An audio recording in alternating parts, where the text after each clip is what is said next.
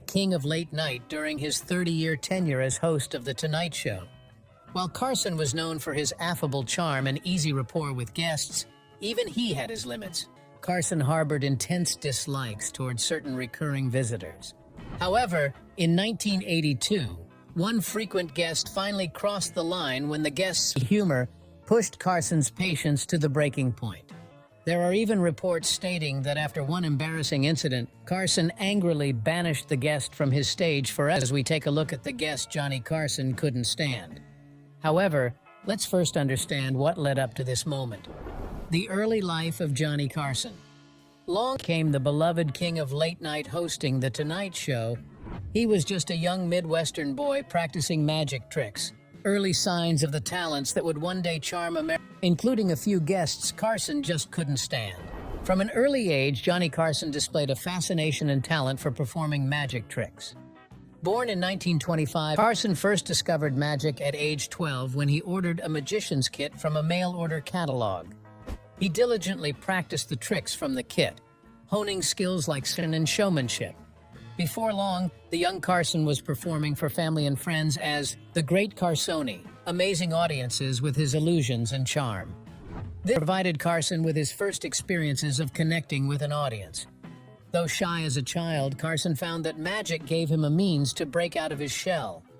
The positive experiences fueled his passion further, cementing his interest in entertainment as a possible career path.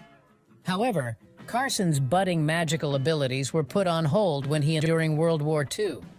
Carson's Navy service allowed him to continue developing his performance talents, as he often entertained his fellow sailors with magic and comedy routines. Notable occasion, Carson even had the honor of performing magic tricks for James Forrestal, the Secretary of the Navy. This high-profile performance boosted Carson's confidence. He realized he could succeed as an entertainer. After the war, Carson attended the University of Nebraska, graduating in 1949 with degrees in journalism, and though his coursework prepared him for a career in radio or television, Carson continued to cultivate his magic talents on the side. He soon moved to Los Angeles, landing a job on the Red Skelton Show in the early 1950s. However, Carson continued honing his performance skills through amateur magic competitions, winning he proudly displayed in his office for the rest of his career. Carson's big break came in 1962, when NBC chose him to replace the departing Jack Paar. Though lacking in experience compared to other candidates, Carson won the job through the strength of his on-camera presence during screen tests. The network detected an innate charm and showmanship reminiscent of his early days as an aspiring magician. As host, Carson brought a new, fresh, and lively sense of humor to The Tonight Show. Became must-watch as he riffed on current events with sharp, intelligent humor. Celebrity guests enjoyed interacting with Carson, whose quick wit and genuine interest put them at ease. However, Carson never forgot his magician roots, incorporating magic into sketches and comedy bits throughout his 3 decades behind the desk. One classic example was Carson's magnificent sketches. Donning an elaborate costume and jeweled turban, Carnac allowed Carson to showcase his comedic magic talents to full effect. Carnac would divine hidden answers to unsealed inside envelopes, providing hilarious responses. The character played off Carson's early fascination with magic, blending it with his natural showmanship. And other popular magic sketches included Carson performing simplistic tricks for sidekick Ed McMahon, only for the tricks to go wrong in amusing ways. Carson also welcomed Doug Henning onto the show, where he always insisted they perform a trick for his personal enjoyment. These performances allowed Carson to engage with magic on a professional level, with top illusionists to break down their methods. Through such segments, it was clear Carson still retained his childlike wonder about magic that first blossomed when he was at age 12. This genuine passion for magic was part of Carson's enduring appeal. Though he reigned over late-night TV for 30 years, seeing Johnny Carson's magic always transported him back to his youth. Carson's turbulent marriages and poor parenting. Carson's natural talent served him well on stage and on screen. Off camera, his personal life was filled with turmoil. Though beloved by millions of fans, Carson struggled in his marriages and as a parent. Carson's first wife, whom he married in 1948 while attending university in Nebraska, By Carson's own admission, he was not the most attentive husband as his broadcasting career took off. On the road advancing his career, he was often absent from the family home. Jody complained of feeling neglected, and Carson's time away put strain on the marriage. Both marital affairs, with Jody allegedly having a lengthy relationship with football star Frank Gifford. Their turbulent marriage finally reached its breaking point after 13 years in 1963. Barely 6 months after his split from Jody was finalized, Carson wed Joanne Copeland in August 1963, her model and flight attendant who had caught Carson's eye years earlier. Their 9-year marriage was characterized by explosive arguments, with Copeland later stating Carson could be vicious. Ultimately, their relationship worsened beyond repair, and Copeland filed for divorce in 1972 on grounds of mental cruelty. Their bitter legal battle and was awarded nearly $500,000 in their divorce settlement. Never one to remain single for long, Carson wasted no time marrying his third wife, Joanna Holland, 82, mere days after his divorce from Copeland was formalized. Holland was a fashion model turned business mogul who had her own successful career. However, within a decade amid rumors of infidelity. After another extremely costly divorce in which Holland received a $20 million settlement, Carson condemned racket he wanted no more part of. However, Carson became smitten with Alexis Moss in the mid-1980s and soon proposed despite their 26-year. Moss was an interior designer and socialite who ran in wealthy circles. Captivated and hoping the fourth time would be the charm, Carson married Moss in 1987 when he was just 36. Their lavish Malibu seaside wedding was a star-studded event, reflecting Carson's status as television royalty. The marriage Carson's longest and final relationship. The couple remained devoted companions until Carson's death from emphysema in 2005 at age 79.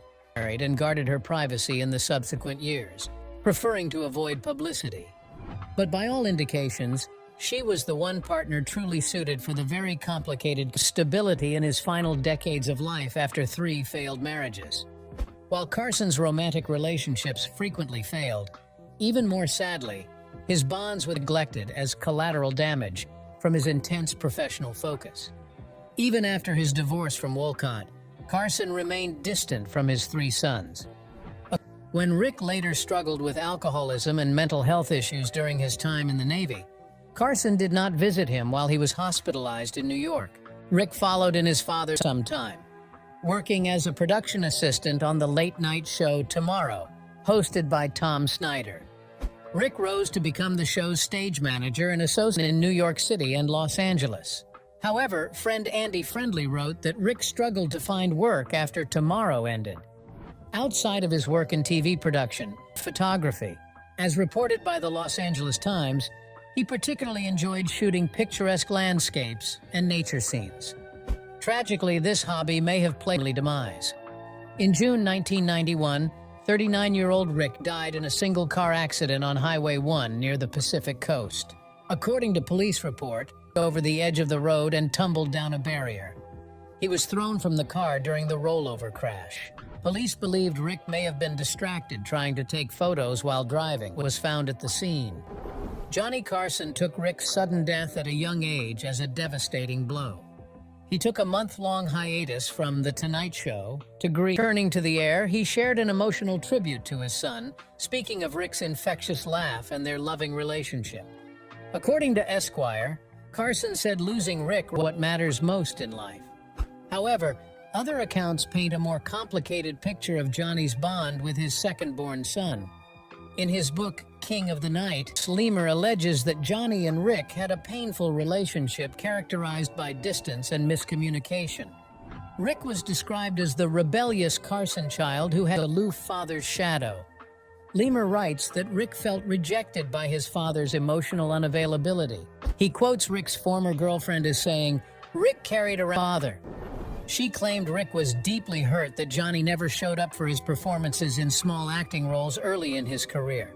So while Johnny may have presented his relationship in the wake of his shocking death, the reality seems to have been more complicated.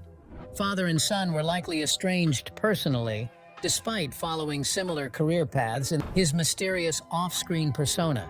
Before we take a look at the guest he couldn't stand, let's take a look at his mysterious persona. You see, on camera, he came across Earth. America felt like he was their best buddy at the end of a long day. But behind the scenes, Carson was painfully awkward and shy, more comfortable in solitude than around. Addiction between Carson's public and private personas added to his mystique and fueled public curiosity about the real Johnny Carson. According to Dick Cavett, Carson's friend, and Johnny had no casual social skills in conversation when the cameras stopped rolling. Though beloved by millions of viewers, in private, Carson struggled to make small rescuing from well-meaning fans who managed to corner him backstage after tapings. According to Dick Cavett, Carson struggled with social interactions and was quite introverted off. Nichols, who served as Carson's head writer in the late 80s and early 90s, agreed with that assessment. He described Johnny as a classic introvert who recharged by being among people. Indeed, while Johnny reveled in the spotlight during The Tonight Show, he couldn't wait to retreat once it went dark. Nichols even recalls how Carson would get into his car with a noticeable sense of relief and be content to just drive home alone listening to jazz music. As Nichols concisely puts it, he saved his energy for performance. Carson confirmed his introverted nature during a famously rare 1979 interview with 60 Minutes correspondent Mike Wallace. "And there's Carson, the private individual, and I can separate the two," he told Wallace, admitting he was probably more shy than aloof in his youth. As he explained himself, "I can feel comfortable. I'm in control." That public persona was his refuge.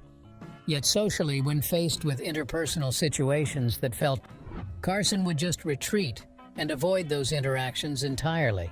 Professionally, Carson was indeed very much in control. As host of The Tonight Show he insisted on approving all guests, weighing in on sketches, and meticulously honing his nightly monologue. His days followed a rigid routine. Mornings, magazines for joke fodder. Lunch precisely at 1 p.m. from his family cook. Then a solo drive to the NBC studios to meticulously prepare for. Even outside work, Carson valued order and regimen. He was intense about his tennis game, using it as therapy to help get rid of his aggressions. His budding similar emotional release. "It's like beating something," Carson told Wallace, half joking. "You ought to take this up, Mike. You've got a lot of hostilities." In fact, with anger issues in the past. He admitted to Wallace that he did not handle alcohol well at all, getting mean instead of sociable while drinking. He ultimately recognized it brought out his worst tendencies. Carson was also famously self-conscious about his Midwestern upbringing, which taught him money and salaries were impolite. When pressed about his income or lavish lifestyle, he would often deflect questions or refuse to answer at all. As he explained Wallace, growing up, he was impolite to ask somebody how much they made or how much. Things like salaries or prices were considered inappropriate topics for discussion. This instilled in him as personal details was somehow improper. He remarked that where he came from, even mundane questions like asking what someone paid for a car or suit would be met with unease. Relationships, too. Carson remained cryptic and intensely private over his decades in the public eye. His lawyer, Robert Shapiro, had once commented that he had been his knowledge on things about his personal life. He didn't think anyone could. Johnny had been married 4 times, but rarely opened up about his marriages, divorces, or feelings on relationships. As Carson spent 30 years inviting stars into America's living rooms, he himself remained somewhat unknowable, an enigma who only fully came alive during the 2-hour at NBC studios. Conflicts with fellow entertainers. Johnny Carson was known for his easygoing charm and witty repartee with guests on The Tonight Show. Carson had complicated relationships and rivalries with some of his celebrity guests. One frequent visitor who particularly irritated Carson was comedian Bob Hope.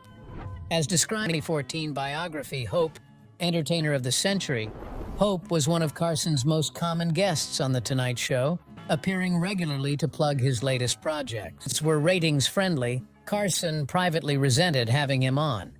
According to Zoglin, Carson found Hope's appearances repetitive and dull, as the comedian rarely conversation and instead relied on pre-planned jokes and gags.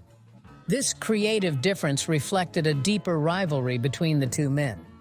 As Zoglin theorized, between them was in part a reflection of their rivalry. Carson was the only star at NBC who could challenge Hope for clout at the network. Yet Hope, a prime NBC since 1950, was still king, and Carson had to defer. As the top late-night host, Carson bristled at having to cater to Hope, who leveraged himself on Carson's show whenever he desired. Producer Peter Lassley recalled Carson's frustration when Hope would request yet another appearance. We'd get a request and I'd say, "Do you want to tell him no?" And he'd say, "No, you can't turn down Bob Hope." This tense dynamic was heightened as Hope aged but still continued headlining well past his prime. According to Zoglin, the elderly Hope's appearances on Carson's show had become agonizing.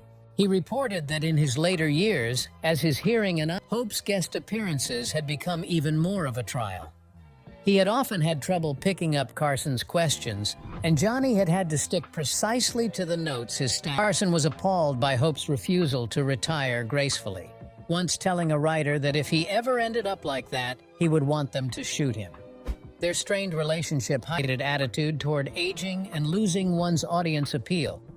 Another celebrity relationship that soured for Carson was his longtime friendship with Joan Rivers. Carson with giving her big break on The Tonight Show in the 1960s, where she became a regular guest and substitute host. But when Rivers left to host her own show, Carson felt deeply betrayed. According to Rivers, she called Carson personally to share the news of her departure, but he hung up on her angrily. In the essay, Rivers offered an intriguing theory for why Carson reacted so harshly. She believed sexism was at play. Specifically, she felt that because she was a woman, he assumed she just was his and would never abandon him professionally. In Rivers' view, Carson's anger was motivated by an outdated patriarchal mindset. Herself would remain forever indebted and loyal to the great man who first gave her a big break. For decades after, Rivers claimed she was blacklisted from appearing on by Carson himself. In an interview with PBS, Rivers emotionally looked back on her storied history with Carson. She made it clear she genuinely had a close bond during her time on The Tonight Show. However, Rivers pinpointed her departure from the show as the turning point, when things soured irreparably. The Tonight Show until Jimmy Fallon took over hosting duties in 2014, ending her 26-year absence. Carson's icy treatment of Rivers reveals his complicated guests.